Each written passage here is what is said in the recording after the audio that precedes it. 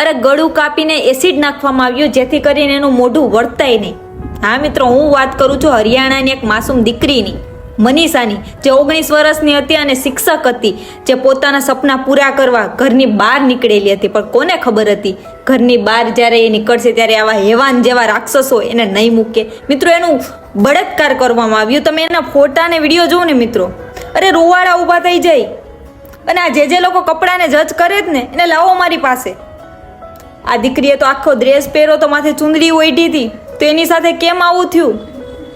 અરે 4 હેવાન હતા. વિચાર તો કરો, એ દીકરીની દશાની શું હશે, એ કઈ હાલતમાં, એની પીડા કેટલી હશે.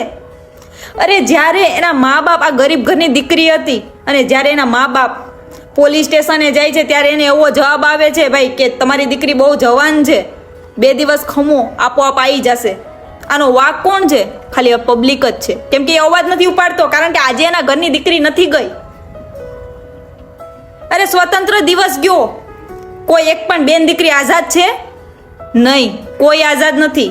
અરે ખબર નહીં મેં કેટલા વિડીયો બનાવ્યા છે આ દીકરીઓના ન્યાય માટેના, પણ કાંઈ ફરક નથી પડ્યો, કારણ કે આના માટે કોઈ કાયદો જ નથી. હવે સરકારને હું વિનંતી કરીશ, આ વિડીયો બને એટલો શેર કરજો, કે કદાચ જો તમારાથી કાંઈ ના થાય ને તો આ પબ્લિકના હવાલે એ રાક્ષસોને કરી દો, જેથી કરીને આવા પાપી નરાધમોની છે ને સંખ્યા ઓછી થતી જાય. અત્યારે વધે જ છે, વધવામાં જ છે, બરાબર. અને આ દીકરીઓને ન્યાય અપાવો.